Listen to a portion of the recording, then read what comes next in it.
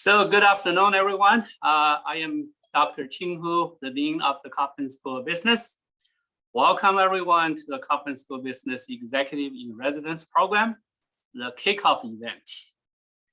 Before I introduce our guest of honor today, I would like to let you know that today's session will be recorded and posted later on our website in a new section called Executive in Residence, along with other valuable information about this program.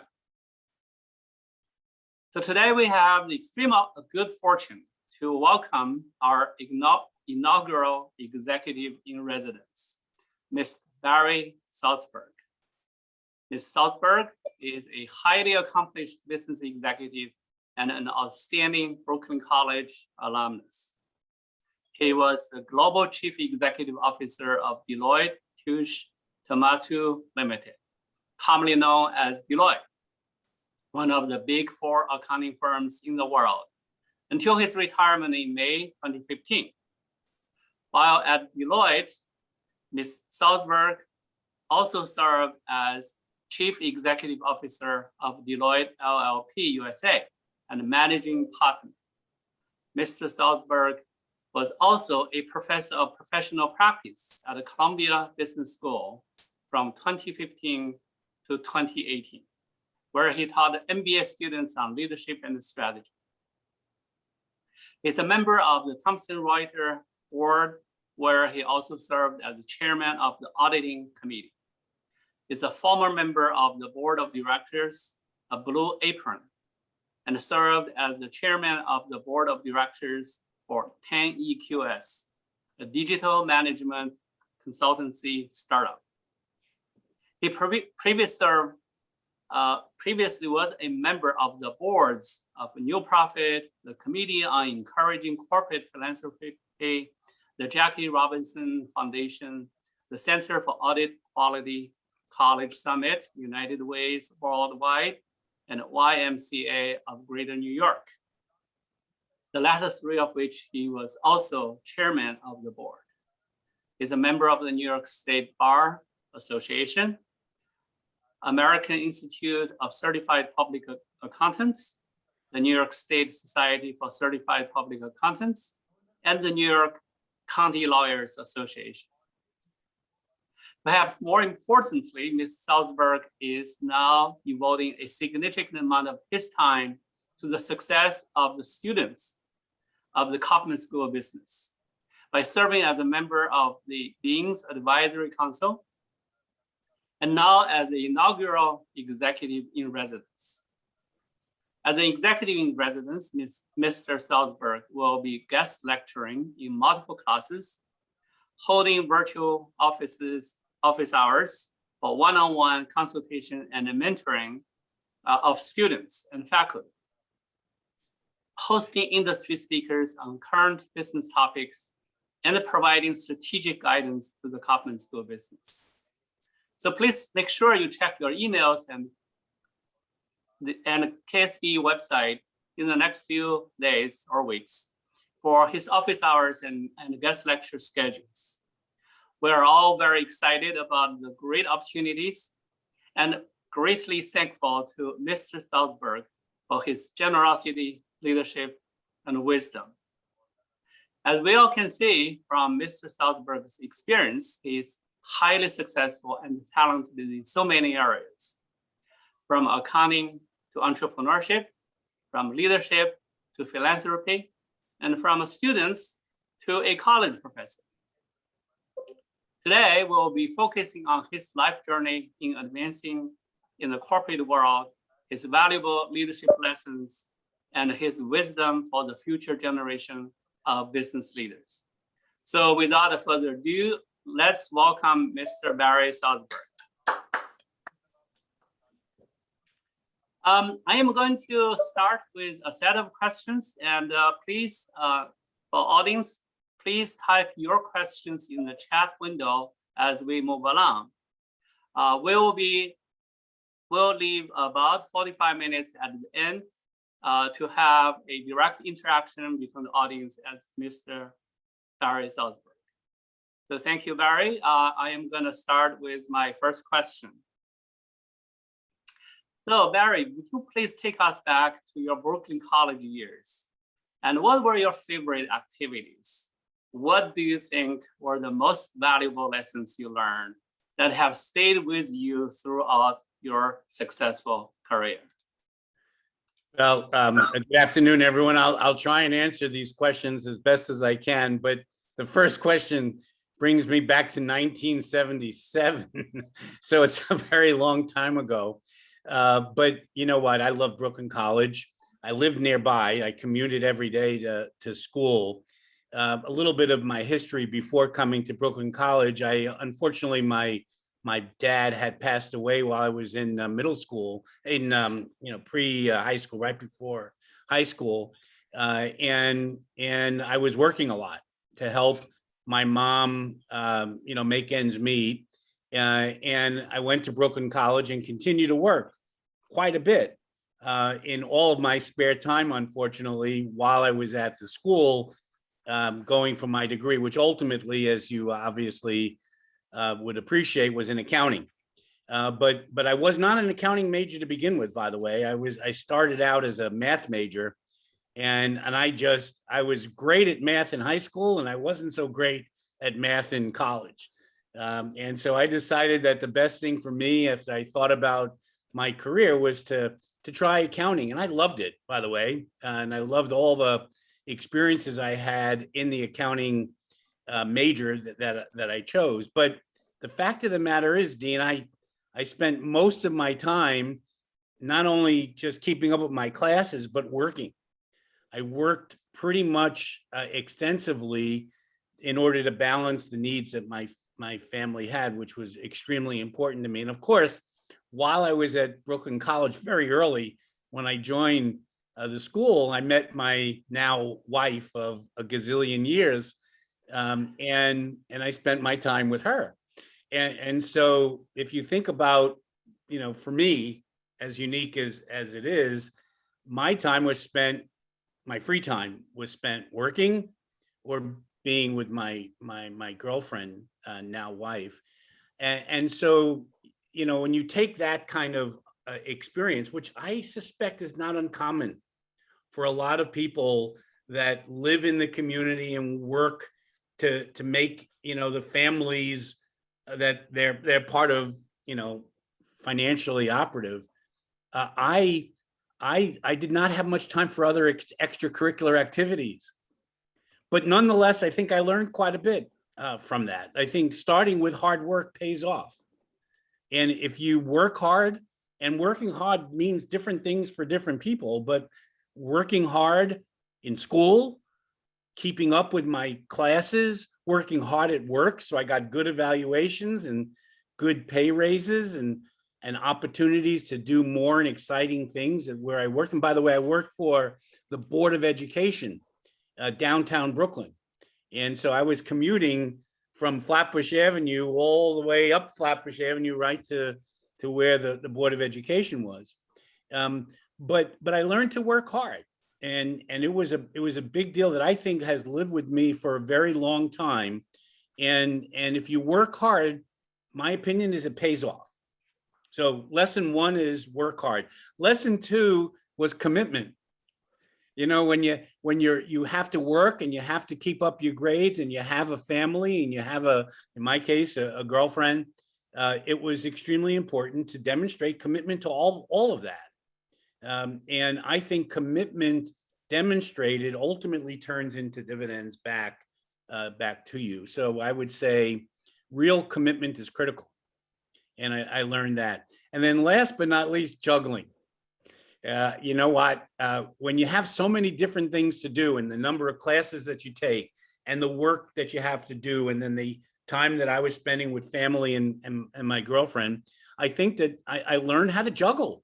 I learned how to do multiple things at the same time. And it is an incredible asset to have over the course of your life, to be able to do multiple things at the same time and to be able to leverage one to the other and to be able to know when to put one aside to be able to take care of some other important and pressing matters. So those are the three big things. Hard work pays off. real commitment is critical, and learn how to juggle and handle multiple things at the same time. But in the process, and this would be my parting message, never forget your roots. Never forget your family. These are very important parts of who you are and who you will become over time. And I think I learned that all through my years at Brooklyn College pretty well. Well, thank you so much, Barry. That's really wonderful, valuable lessons, as you mentioned, especially, in terms of commitment, juggling, working hard, and never forget about your roots, your family. I think we can all resonance on that, especially given these days very highly competitive environment in all aspects, and also the challenges of COVID and pandemic. Great advice. So the next question, I'd like you to take us back to your professional career.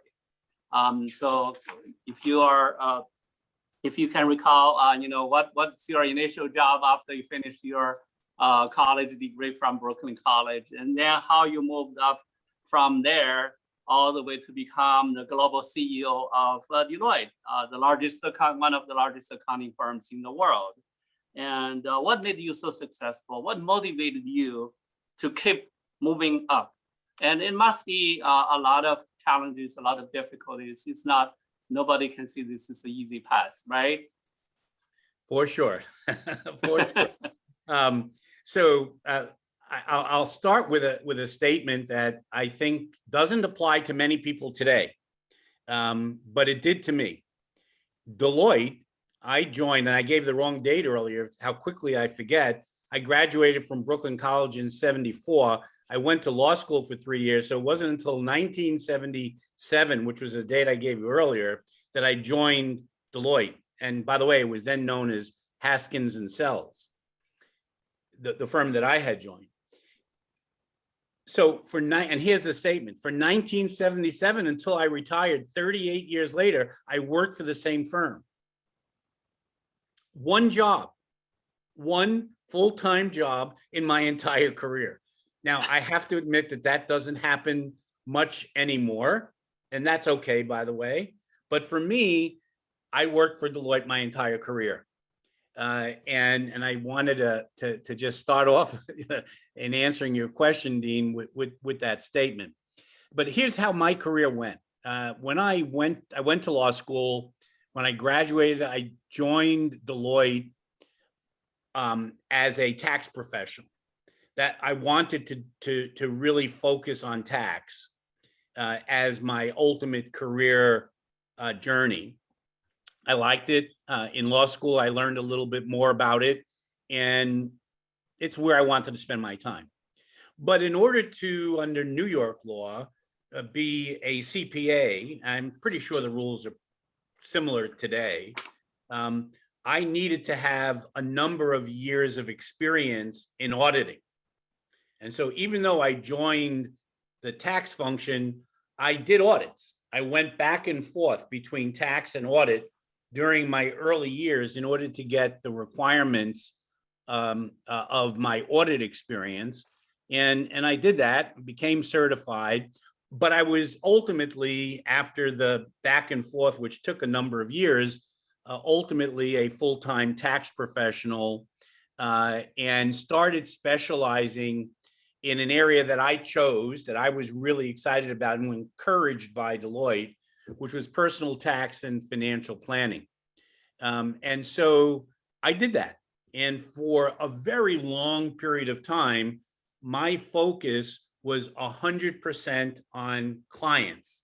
I was a client service partner.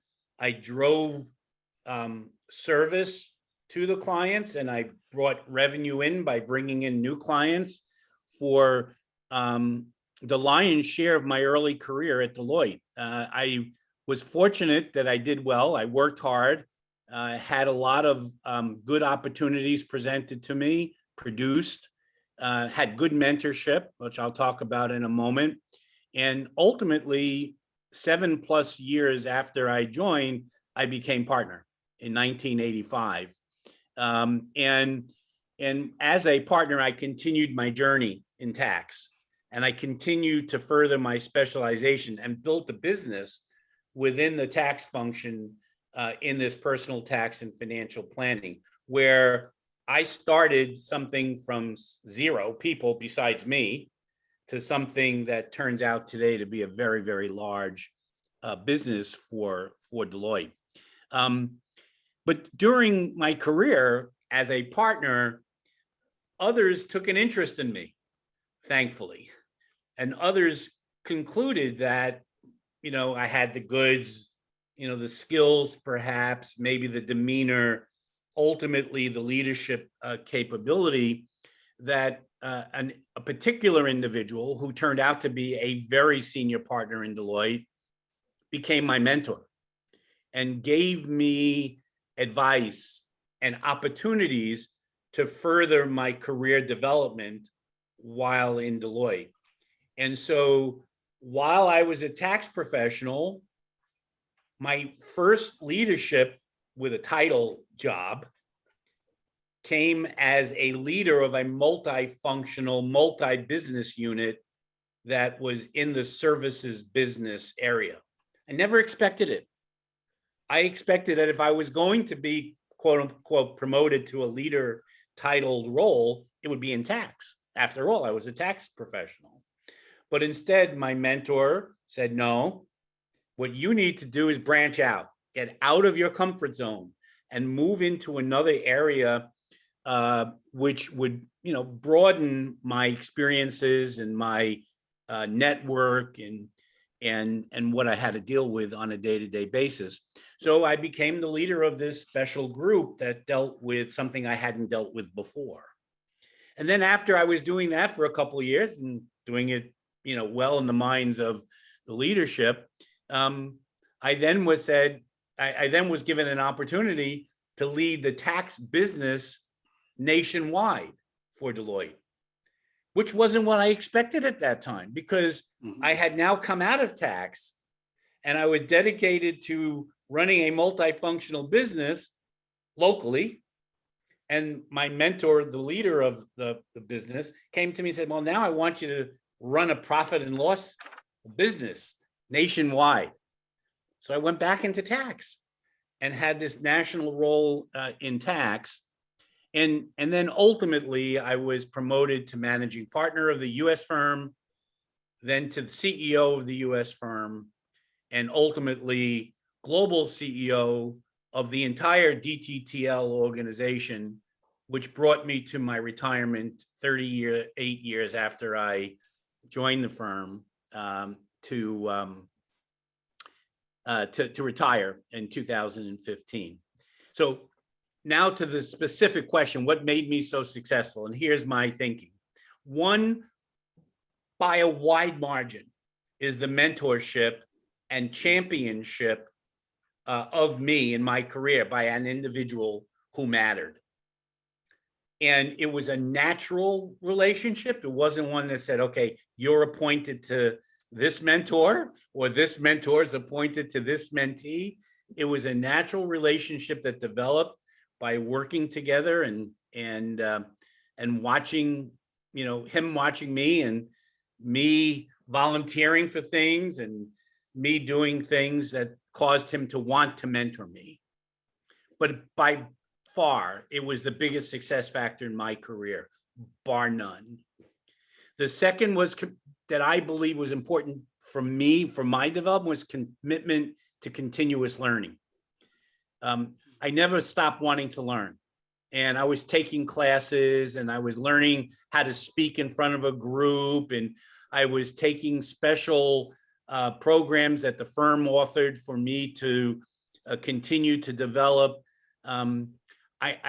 Technically, I would be reading more materials and articles, and this penchant for learning was something that was really important to me. And I believe as a result created a broader foundation for me to ultimately succeed in handling some complex challenges over time.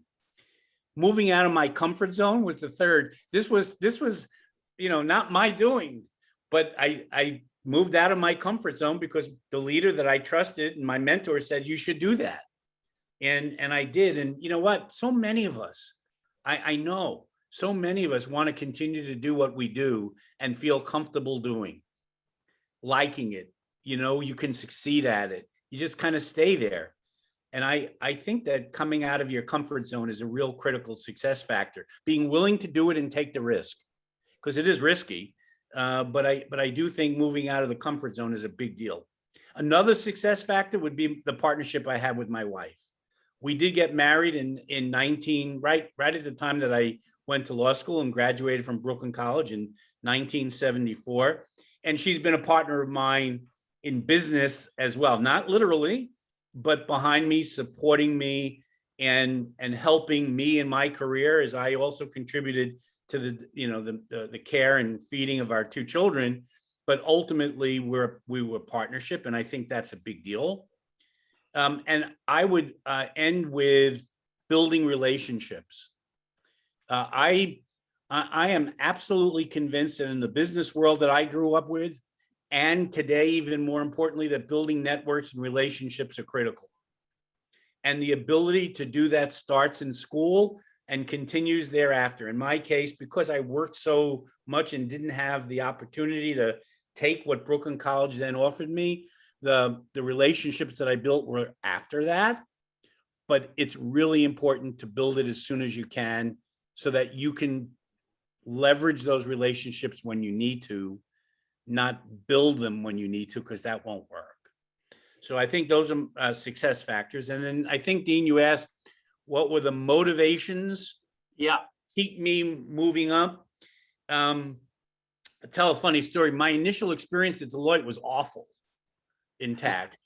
I mean, I hated it, to be honest, in tax. It was not pleasant. I was appointed to do amended tax returns for US expatriates overseas. And I was like banging out thousands of tax returns. And it was, like I said, this is why I went to college and to law school. I wasn't happy with it. And I was one of those young professionals that everybody else thought would be the first to leave Deloitte, yet alone to stay. And I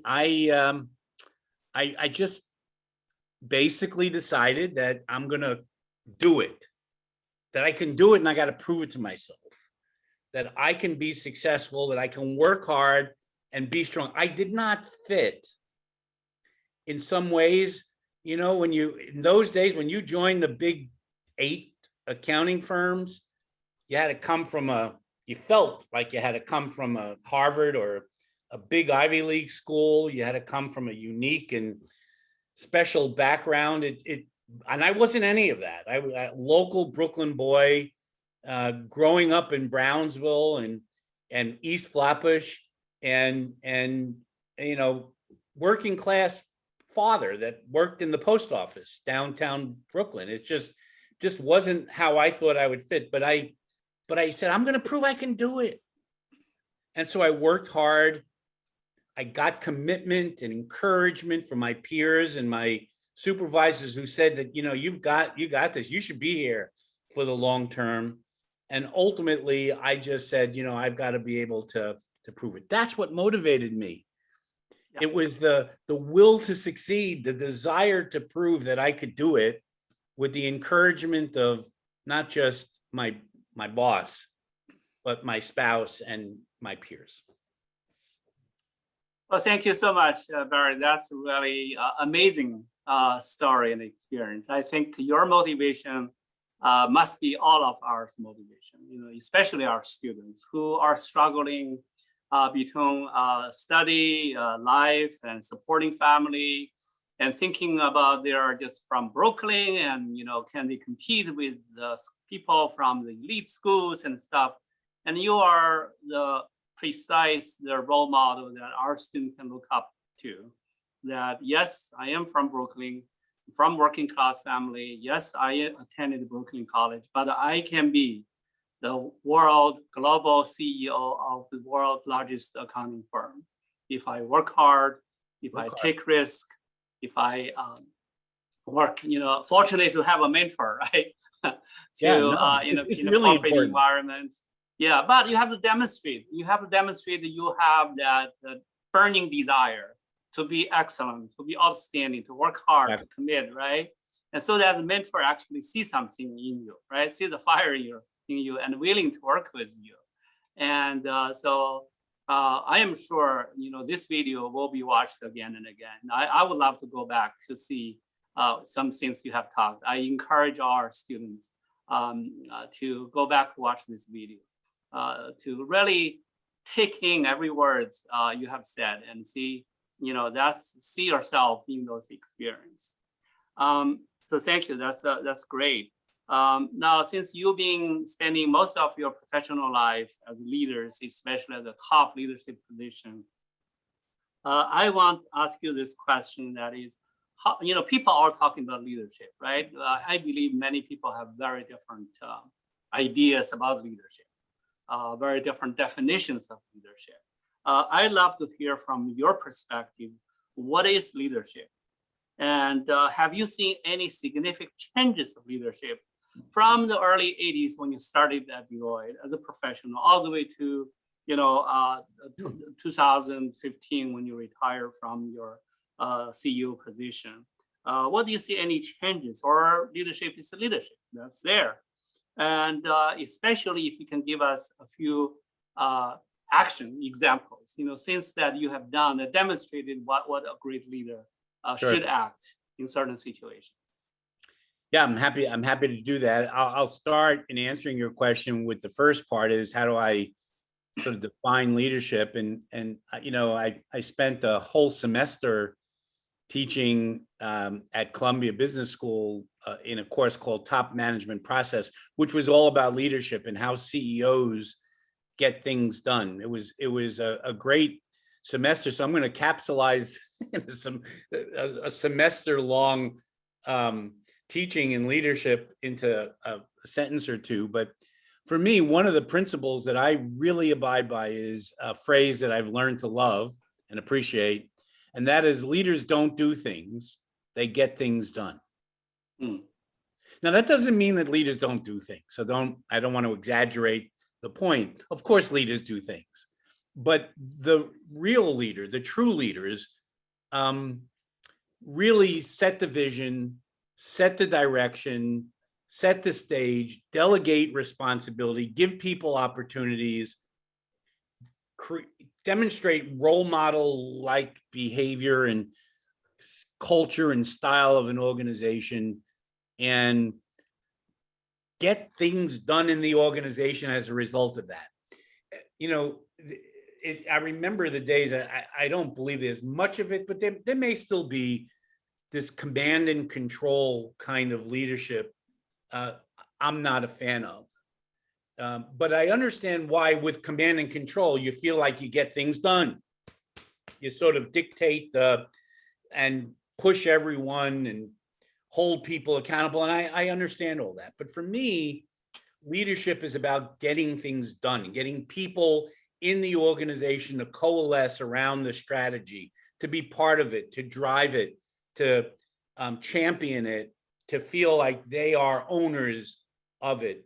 And whether that's in connection with strategy or delivering on a company's promise of purpose or vision, I think it really, in my mind, defines leadership. When you say leaders don't do things, they get things done. Now, a second principle, which is maybe it's a little bit cliched and a lot of people use it, but I believe in the heart of what it means. And that is that we were born with 2 ears and 1 mouth, and we should use them proportionately, which means we should do a lot of listening and seek input from others. Create a theory that I was espousing in my classroom, and I believe I did when I was the leader at Deloitte, was to create a safe environment for people to speak up. You know what? If you have only yes people, there's a redundancy. I just don't think that's what you want.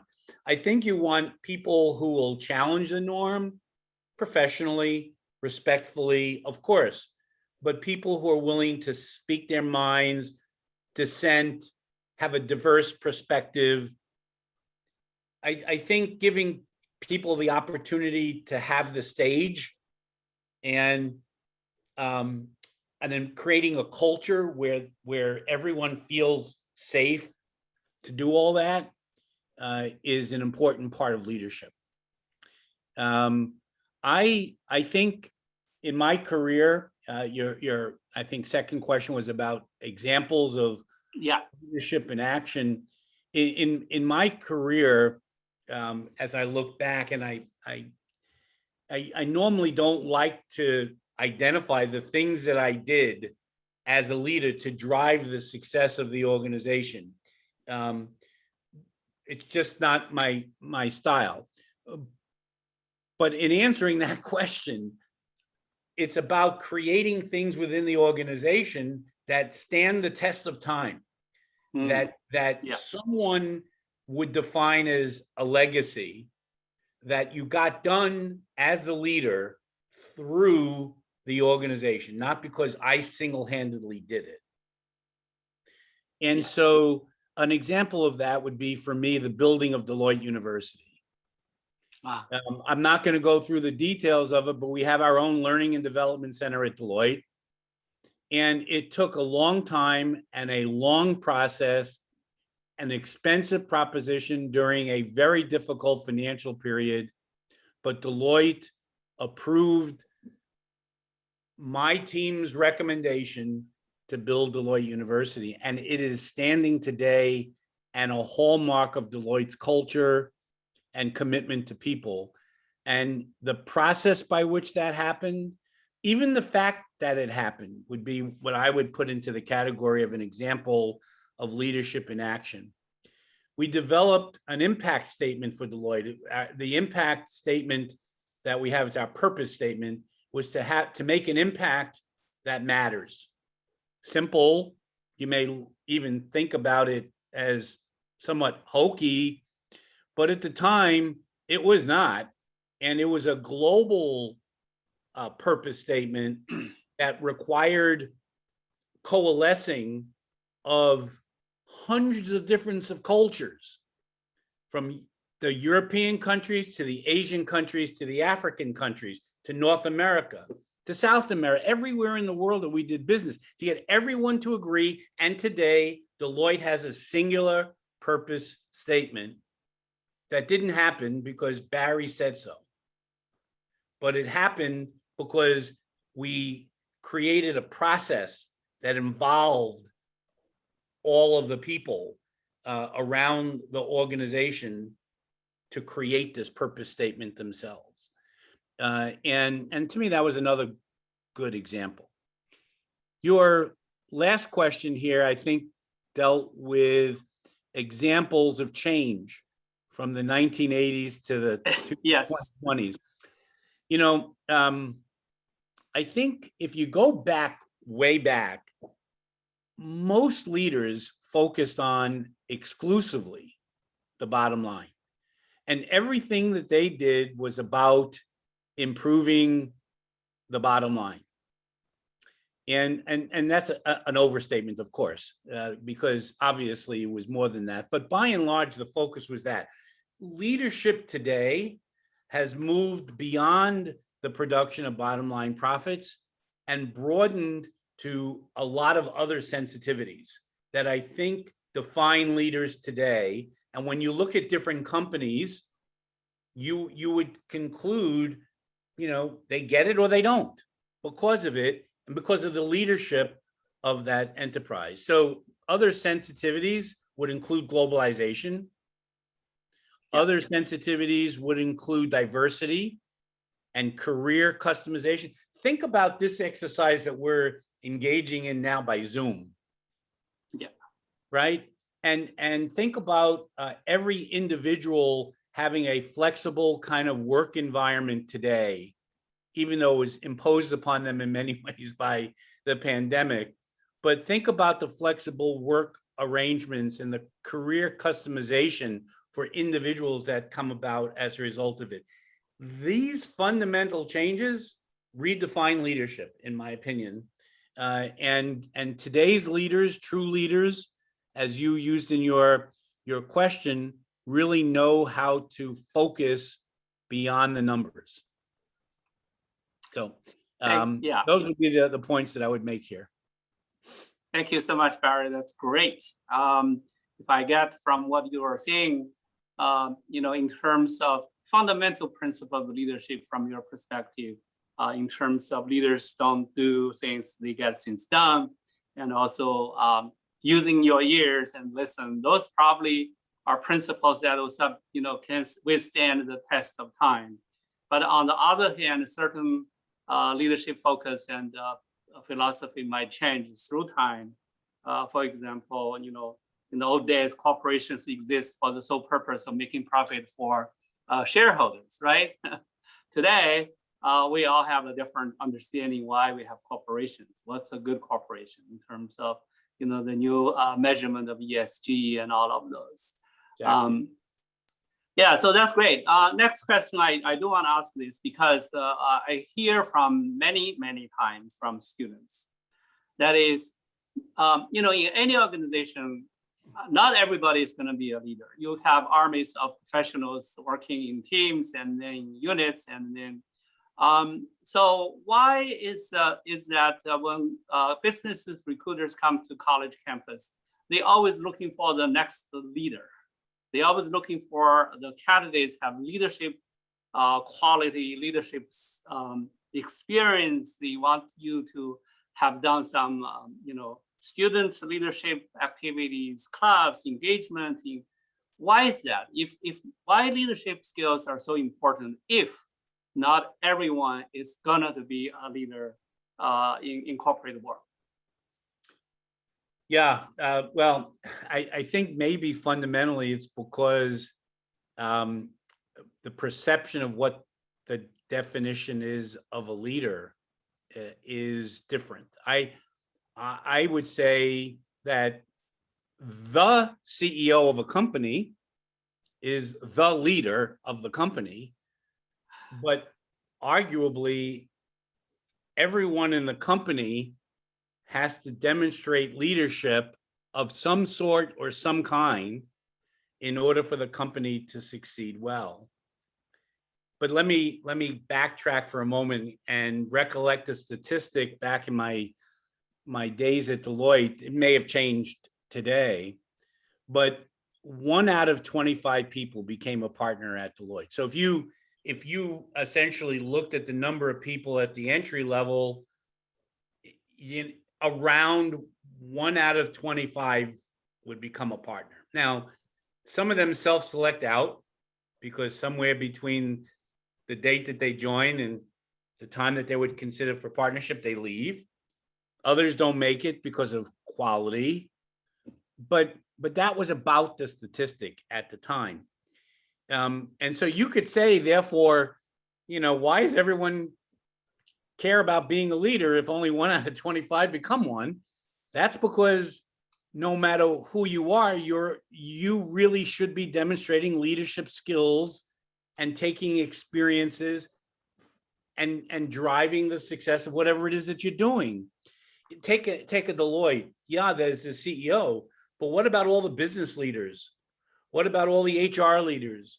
What about all the shared services leaders? What about the client service partner and staff who lead a team of people in delivering service to a client? Those are leaders. They're just not the leader managing or leading the entire organization. So if you accept that premise that you need in an organization all kinds of people to drive different things within the organization, and everyone is a leader, maybe that answers your question, Dean, in a very different kind of way. Organizations like Deloitte are structured. Deloitte, for example, is pyramidal. Now, depending upon what business you're in, the pyramid could be wide or it could be narrow, but there's a pyramid, and in that pyramid and in that structure of the organization, you need leaders. You don't need everyone vying for the top spot, but you need leaders that will get things done within the organization, get things done in their little fiefdom, if you will. And I think in many ways, I know this is going to sound a little bit maybe basic, but it's table stakes these days. I mean, you have to be technically smart. There's no question about it. And you have to do good work, no doubt about it. But I think having a broader than technical base is all but required in today's business world to succeed. And whether that's people skills, business development skills, leadership in the broadest of senses, and the skills that go along with defining leadership, in my opinion, it matters. So therefore, I would just say to everyone, distinguish yourself as a leader, whether it's those clubs, whether it's another activity outside of the school, whether it's in a classroom, an extracurricular activity. Distinguish yourself from others, not just in how smart you are, but in what you do and how you apply yourself. Stand out early. And in my opinion, consistent and regular demonstration of these leadership type skills will be incredibly important in your ultimate selection as an employee, in your promotion as the time comes, and ultimately your career journey. So, Dean, that's how I look at it. I think it's beyond the leader to everyone is a leader in some form or another, and it's important for every organization to have more than just a CEO. Yeah, that's great, Barry. I think, in fact, not everybody, when they hired by an organization, thinking that they're going to be CEO, but just like you, they have to be prepared to be Barry Salzberg, because on the day one of your job, you never know you're going to be CEO of Deloitte one day, right? I didn't. But you, like you mentioned, you have to take risk and be prepared when the opportunity comes. Get out of your comfort zone and take that leadership. That's why all those leadership learning, practicing, preparation are so important to every individual. Even if you are thinking you're going to be just a tax professional, or you're going to be just a store manager for Walmart or something, right? But who knows? You maybe one day become the CEO of Walmart. If you are prepared and take that risk and get out of your comfort zone, and keep learning, like you said, continuous learning, and broaden your knowledge and skill set. I do have quite a few questions, but I see two questions being posted on the chat room. So I would like to ask the two questions on behalf of our two actually accounting professors. So Professor John Paul asked the question: as many students today feel that if it is more difficult to get ahead nowadays than it was in the past, due to more competition, higher cost of living, student loans, and etc. Is this true? Are there challenges that today's generation have to face that the previous generation don't have to face, or vice versa? Great. That's a great question. Let me start by saying that I probably felt that way relative to the generations that preceded me at the time that I entered the workforce too. And I believe my children probably felt the same way when they entered the workforce. So I think first off, it's a cycle. And it's not uncommon as the world advances, as competition is fiercer, as business is more sophisticated. Over time, it does become harder. So I don't believe for one moment that my generation or my children's generation didn't feel it when they entered it. And I don't believe for one moment that John Paul's premise is wrong. It probably is true, and it is harder. It is always harder as business advances in complexity and sophistication. So yes, there are greater challenges today, I think, in competition, and certainly in key locations, there is challenges regarding costs. So I empathize, for sure, empathize with this generation of folks, but I do believe that there are also huge opportunities today. There are business models that didn't exist then. There are industry segments that weren't even AI. No one even knew what that was. You know, even look at some of the healthcare sectors and some of the advancements in information services, just to pick a few. These things are far more sophisticated today and newer, with models and business segments that didn't exist. So in some ways, you could say the opportunities are also greater. And I think that with a globalized world today, business interconnections as they are globally, there's also a greater receptivity to geographic diversity, as well as broad diversity compared to what I recall back in my days. So I think that there's a greater understanding, and expectations are different today. And I just think in some ways, maybe the opportunities are greater. So I don't want anyone to think that I'm poo-pooing this question and the foundation of it. I am not. It's real, it's substantive, but I also think that there are opportunities that didn't exist for prior generations that exist today. Yeah, thank you. And also, prior generation did not have a supercomputer in their pocket all the time, right? No, I didn't access a calculator. Right. Like, forget it. This was done on spreadsheets. No, this was done pencil and paper. Right. So every generation has its great opportunities and also, of course, facing unique challenges. Next question is from Professor Fu Jiaxue, also a professor in accounting. And she writes, Dear Ms. Salzberg, Mr. Salzberg, thank you for a great dialogue. As we hope the pandemic will end soon, what do you think any new challenges and or new opportunities that the college student will face during the post-pandemic regarding employment and career development? What do you suggest to our students on how to prepare for those new challenges and opportunities? Thank you. Yeah, that's also a great question, and I think real, because the biggest concern that I have watching how companies are dealing with the pandemic, and I'm not challenging how they're dealing with them. I completely understand it, and some cases they're forced to by law.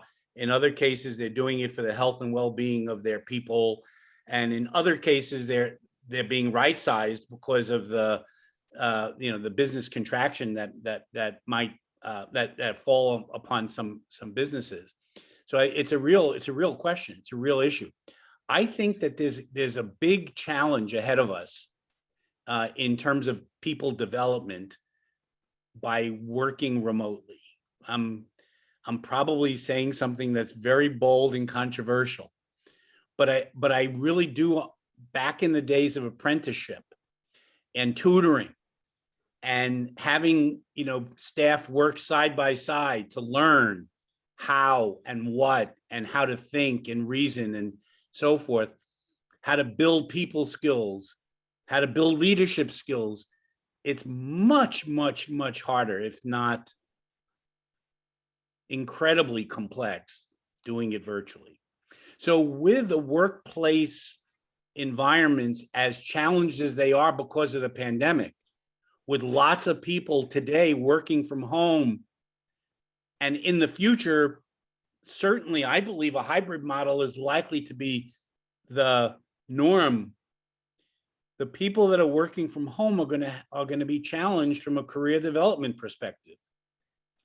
They're not going to have the same level of tutelage and mentorship. I mean, I'm mentoring people today by Zoom, so you can do it, but it is much harder. So I do think that the fundamental premise of the question, in my opinion, is fair. And I think that the challenge lies more in the development than in the employment. Now, having said that, if you are home and you're in school and you're not engaged in the extracurricular activities that typically come upon students at college, to remember what I said earlier, to sort of make yourself unique and different and have those kinds of things to offer in an interview, it's going to be much harder, much more competitive, to get back to John Paul's question, much more competitive to vie for that slot at the company when you don't have much to be able to, leverage in terms of experiences. So I do think that there'll be some impact on employment, but I think the bigger impact is going to be on career development. So what do I recommend for students? I think, at some point, the world is going to get back to a reasonably normal environment. Make sure you take advantage of those connections, continue to build the relationships, continue to learn, continue to make yourself different as best as you can besides your technical skills. Join activities. Don't forget about it, and don't take the easy way out and attend class by Zoom or whatever and nothing else. I think I'm not encouraging you to put your safety or your health at risk, but I think that there are ways that you could perhaps mitigate the implications of that and yet get the benefits of interpersonal connections and relationship building. So, Dean, that's my answer to. Yeah, thank you very much. A great answer. And I also totally agree that I also want to advise students that don't lose your in-person social skills. And that's very critical. It's locked down for 2 years. And I see increasingly people are in very lacking of in-person social skills now. And they don't know what to do when you're face to face. That's really something very strange that we need to overcome. I have another great question. Before I ask that, I see a student asking this question. I will address this. Where would I find the recording of this meeting? I want to listen to Mr. Salzberg more, but I have class. You will find this recording under Koppelman School of Business website under a tab called Executive in Residence. Okay, it's not there yet, but it's going to be there in the next 2 days. So just go there, find Executive in Residence, you find it. I have a question from Professor Dan Kinkelman, who is also a professor of accounting. He asked a very specific question on accounting areas. So Dan said, Mr. Salzberg, please comment on what you see as the trends in demand for accounting graduates in future years, considering both the impact of technology on routine tasks and the ability of firms to source work overseas. Well, if you just take a step back and look at the changes in the business world, in the world order, you can list a whole bunch of things that would suggest that there's an impact on what accountants and auditors and accounting graduates will have to deal with in the future years. So let's start with what are they? Globalization challenges. We have challenges amongst countries, nationalistic policies, issues of regulation, and challenges between countries and how business is done in those countries. Technology advancements, AI, digital transformation in the context of customer buying changes, the proliferation of data and the analysis of data, and what we just talked about in response to the question regarding the career development challenges, the workplace environment and transformations of how people work. You put all of that together, you can see that there's going to be a change in what accounting graduates will need to deal with on routine tasks and in how audits, how tax work gets done in the future. I'm thinking of, you know, it hasn't happened yet, but I was predicting real-time auditing. I was with financial transactions reportable immediately. Who wants to wait a year to get the results of that in a company's financial statements when it happened in January of the year before? I was thinking that we're going to have more real-time accounting. Now think about also the financial reports no longer being just accounting related, with ESG being a fundamental part of reporting. In the future, I think it's going to fundamentally change what accounting graduates need to know as well. So I look at technology. I look at what customers are doing. I look at how critical the role of an auditor is today and will continue to be in the future, and say, well, the accounting graduate can't be just accounting smart anymore. You got to be computer literate. You've got to be smart about ESG. You've got to have knowledge about how AI is working in the audit world to change routine tasks and what we used to do by hand, literally by hand. I'm thinking, I'll bet you there'll be drones that are doing inventories in the future. I mean, when, you know, I did that. You know, if you think about it. So I just think that the fundamental question, you know, that Professor Tinkelman has asked is exactly spot on. And, you know, Dean, you talked about how social interaction is impacted. I believe that's going to be a big part of this in the future too. How do you demonstrate discrete and corroborative inquiry solely by Zoom? I'm making this up. That's a silly question to even ask, but just think about the very nature of an auditor's tasks, the advancement in technology and AI, and the need to interact with your customer and your client. It's a very interesting question and premise. I don't profess to have the answer to it all, but for sure, it will have a challenge. I do think, however, that, you know, you can source work overseas. I mean, the world today is interactive still. There are challenges. There are challenges with certain countries and the regulatory environments and the battle between regulatory regimes in each of these countries. So there's no question that there's going to be challenges regarding overseas work. But by and large, I think it's still running efficiently. It's more the exception than the rule. Now, I've been away from it for a while, so I hesitate to put myself in the shoes of the person that's in charge today and the problems they have in dealing with audits in China or in other parts of the world and so forth. But I do think that globalization is here. There are challenges with nationalistic approaches, but I think by and large, it's working okay. That's the best that I can say now from what I know now. Thank you very much, Barry. We have another question, which is from, looks like from Professor Michael Grayson. He's also an accounting professor. And this question is fairly long. So let me just read it.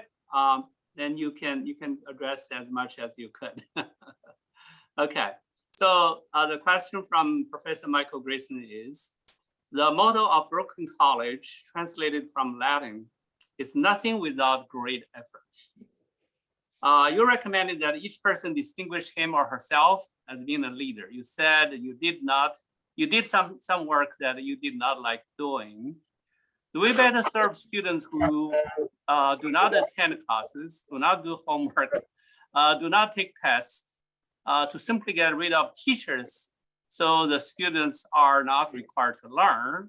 Or do we better serve students by getting reasonable standards that students have to do the work necessary to learn the subject matter and thereby become attractive to employers?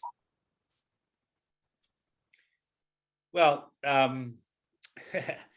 I'm not, I don't get the connection between the two, but I'll give you my perspective on learning and the academic environment, having been in it for 3 years, and by no means am I as experienced as some of the professors on the call, but I did have 3 years of experience.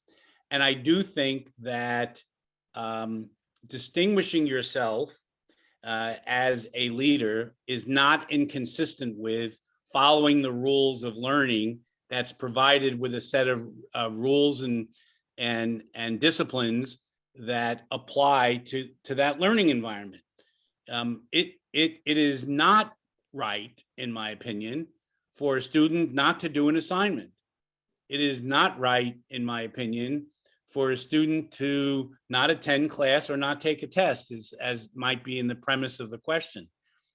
I don't think the answer to the situation where someone is not doing that to get rid of the concept of teaching. I think that, teachers are to bring to the classroom the technical learnings, the experiences that they bring as a professional into the classroom, and create an environment where students can share experiences and learn from each other. And I don't think that the underlying issue is with the pedagogy. Sometimes I'm sure there'll be teachers that aren't so good. I'm confident of that. We're all not perfect.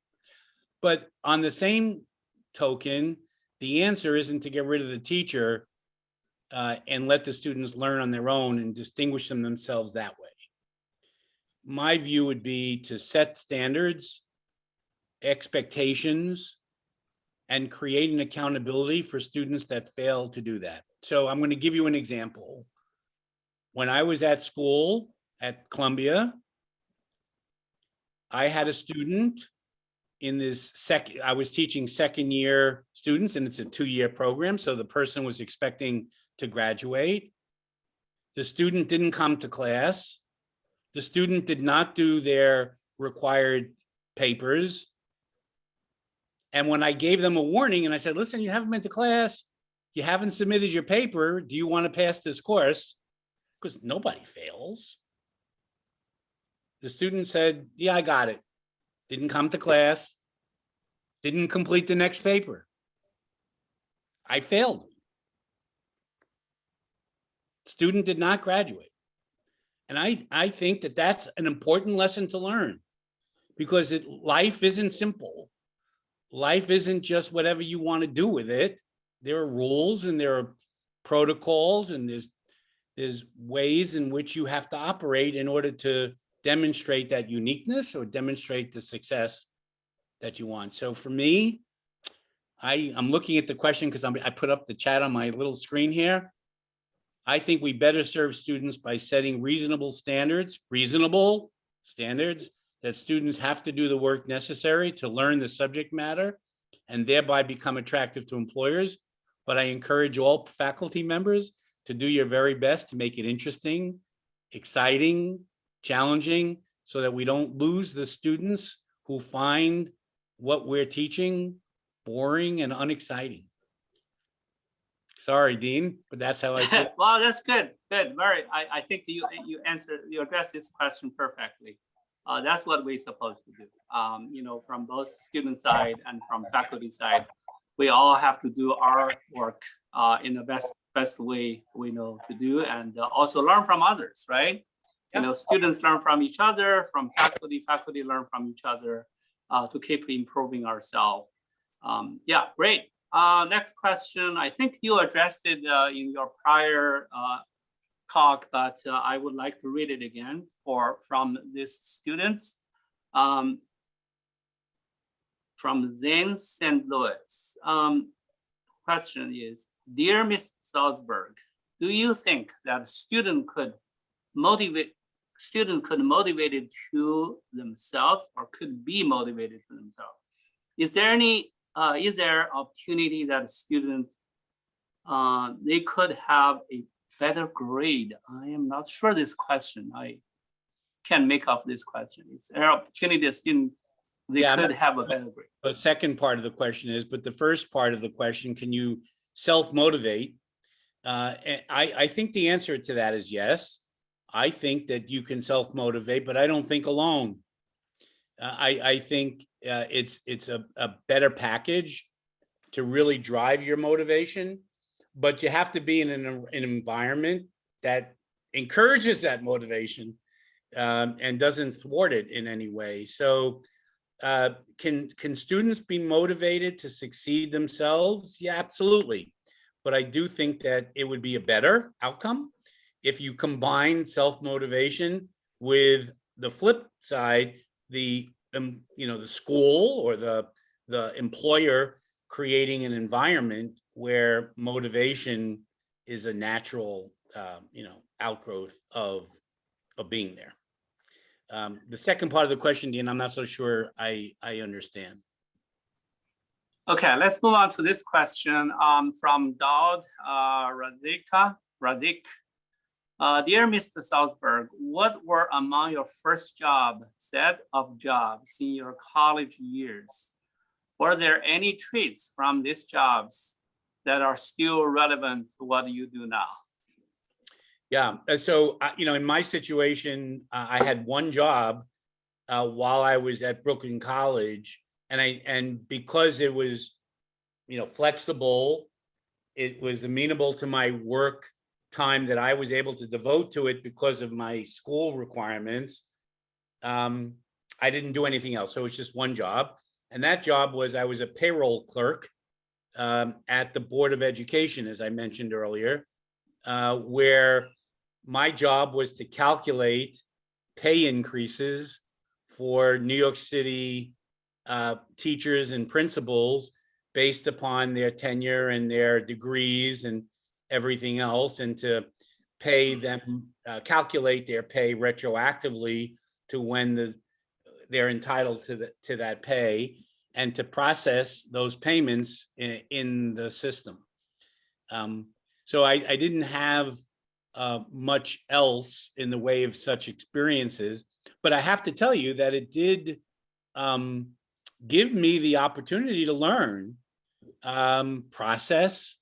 It gave me the opportunity to learn how to verify, to find double, like today it's like double authentication to get into a system, then to find multiple ways to ensure that what I was getting was accurate. So to be a little bit more discreet in trying to determine that I was doing things correctly. I learned how to deal with people. It was a big department, and I was one of 40 or 50 people. And so you kind of learn how to, and I was like the youngest person there by a wide margin. And so you learn how to deal with people of different generations and learn from them in a way that is both respectful and properly challenging. So yeah, that would be my my take on that one. Great. We have our next question, and that's also a question actually I prepared to ask you as well, because many students, especially students in the accounting major, are pondering whether they should really work hard seeking the first job to be with one of the big four firms, or they have other career paths. And since you have been the leader of Deloitte, you see perhaps hundreds of, even thousands of young people graduate from school, join Deloitte. Some made it to partner, others move on to different professions. So this question reads like this. It says, hi, Mr. Salzberg. Thank you for giving us the opportunity to interact with you. I would like to know what would you advise to a students who would like to work for Big Four, such as Deloitte, but also would like to balance his or her family life? We heard some of the grueling work schedule, the workload in the Big Four. What's your advice to students like this? That's a tough one because I think Mary Ann has it right. I mean, it's a tough environment for anyone to do what young professionals do at the Big Four. It's demanding. There's a lot of time commitment, a lot of mental anguish. So there's no question that the premise of the question is right. So what fundamentally she is asking is, how do you balance that commitment on the one hand to your life and family needs on the other? And you know what? I am smart enough to know that there isn't a universal answer to that. It's customizable to you, what's important to you, and how do you yourself balance, juggle, like I did early on when I talked about that. And everyone finds a solution that's pertinent to themselves. It's too easy for me to say, work hard, go to the Big Four, put in your time, and it'll all pay off in the end. I won't say that, because it just doesn't work that way. On the other hand, I would say, because you want to balance your personal life and your family situation, don't work for a Big Four firm and forget that kind of experience. And I won't say that either. But for you, you have to find the balance and find how to achieve the balance, because the fundamental it's clearly correct what you're saying. You work hard, you put in a lot of hours. And so it's not for everyone. But if you can find the way to balance it, if you could appreciate how you juggle the multiple responsibilities that come along with both, in my opinion, there's no better foundation of work than a Big Four firm, and I use Big Four as a surrogate for the larger firms. It doesn't have to be the Big Four, because there's some really terrific, of course, firms that are not as big as the Big Four. But I think it provides training, it provides apprenticeship, it provides tutelage that you couldn't get elsewhere. But there's a price that you pay for it, and it's not for everyone. And by the way, big isn't necessarily better. A lot of people will not thrive in a big environment like a Big Four. A lot of people will not put up with the demand on hours and or travel or whatever might be appropriate. So I can't give you career advice in a broad universal sense, but I can say that you're not alone in that question, and there are answers that are developed person by person, depending upon who you are. Thank you, Barry. That's a great answer. I think, everybody who thinks about the career can take that, take your advice really to their heart, look at themselves, their own situation, find the best option for themselves, specifically based on their own situation. There's another very good question from Brian Rosenfeld. It says, Mr. Salzberg, for students that will be graduating with their MSc in accounting at the end of this year, and will have 5 years of experience working at a CPA firm, what will be your advice in moving forward in their career? Also, in today's market, what would be the best path in landing a position at a firm like Deloitte? So the question, I think, suggests that the individual that Brian has, for example, 5 years of experience. So with 5 years of experience, you're not an entry-level recruit at a Deloitte, but rather an experienced hire. And the whole approach to an experienced hire is different than the approach that the big firms put on campus recruiting. That doesn't mean you wouldn't be recruited on campus, all right? And it doesn't mean that they wouldn't put you through the same recruiting process, but it means that you wouldn't likely be recruited for a first-year accountant role, given that you have 5 years of of experience.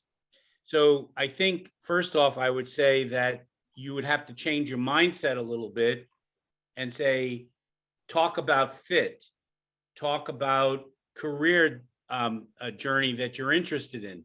Why is a Deloitte good for you? Why do you want Deloitte for your next career journey? Second, I would say you ought to be meeting people in the roles that you have that are experienced at Deloitte. There's nothing better than finding out from someone who's there how it is to work there, and to have someone have a good word and say, look, I know this guy or gal and they know their stuff and we should at least recruit them. That kind of reference, I think, is a good way to get that entree point. Now, having said that, I'm assuming you're at the tail end of your getting the degree, because you say you're graduating with it. So I would say that you should reach out directly to Deloitte's recruiting group or others, of course. I just used Deloitte because you did in your question, but make sure you're ready to answer the questions about fit, why you and why Deloitte, because they're all going to want to know that, and how in the 5 years of experience you got enough experience to come in at a level other than entry. So Brian, you're the perfect example, and I'm not looking to end this dialogue right now or put in a plug, but you're a perfect example of someone who I think could ask those questions privately, where you can then identify additional facts and interests, and have a good conversation about that. Yeah, perfect. I also want to emphasize to all students and faculty participating in this event that Barry has set up office hours. We're going to post the office hour schedule on the website under Executive in Residence. We're going to post also the Zoom link to those office hours. Keep in mind that all the office hours will be on Zoom, okay? No in person, because of challenges, difficulties of getting people on campus. So please check those and to make appointment, so you can have a chance to have a one-on-one conversation with Barry, getting individual mentoring on this. Okay. We have a few minutes, and if I'm still hoping that people have questions, if you could put it in. But I would like to give Barry you some final thought. Anything that we have not touched upon in terms of our QA that today, and you feel that you love to share with our students and faculty? Maybe first off, I'll start by summarizing a couple of important points that I think are worthy of repetition, and that includes mentorship, that includes working hard and learning as much as you can, lifelong journey of learning, stepping out of your comfort zone, I think is a big deal, and I'm going to add one that sometimes students think is a weakness, but I believe is a strength. And that is ask for help. If you don't know something, ask for help. If you're unsure of something, whether it's an ethical dilemma or a technical dilemma, where your decision is significantly impactful, ask for help. In the Deloitte world, when I grew up at Deloitte, asking for help was a strength. If you did it on your own because you thought if you didn't do it on your own, you would be looked at as not being smart or not being quality, it's so much the opposite. And I've heard this phrase, a student raised this to me at Columbia and asked me what I thought about it. And I probably am in a minority on this one. the student quoted me this phrase, do you believe in faking it till you make it? I don't know if you guys have heard that, but Yes, yeah, very often. I like that phrase for demonstrating confidence, but not for making things up. And to the extent that fake it till you make it means make things up, shoot from the hip, guess. I'm not a fan of that at all. And asking for help to me is a sign of strength. So that's my parting message. And Dean, I said earlier on that I was not a fit at Deloitte. That's how I perceived it, culturally or academically. I came from Brooklyn, not an Ivy League school, as I mentioned, and I was just street smart. I was not this generally sophisticated, experienced individual. But I worked hard. I learned. I relied on others. I built relationships, and at some point, I can't even tell you when, my background didn't matter. I wasn't viewed as the kid from Brooklyn. That I wasn't viewed as somebody that didn't fit culturally or otherwise. So I just encourage everyone to think the same way that I wound up, because I was nervous at the beginning. I was anxious that I wouldn't fit or succeed. And I think, in the question, I don't remember if it was Paul that asked the question earlier, but in today's business world, I think for new entrants, while in ways more demanding than, in the past, the world is more open, more diverse, more comfortable for people of all backgrounds. And I do think that just keep that optimism. And I think that you'll take it to great success. Dean, I'm sort of finished with that parting message. Thank you so much, Barry. That's wonderful. As you can see from some of the comments in the message board, that we all benefited tremendously from your wisdom, your conversation today, and many people are looking forward to review the video once we get it ready. And I know many of the students have classes that they need to leave right now or already have left, a few left. So I want to thank everybody, all the students, including our faculty members today, finding time to join this wonderful event. And this is the beginning of our executive in residence. So we're tremendously honored that Mr. Barry Salzberg serve as our inaugural executive residence. And we're tremendously grateful for his time, dedication to our students.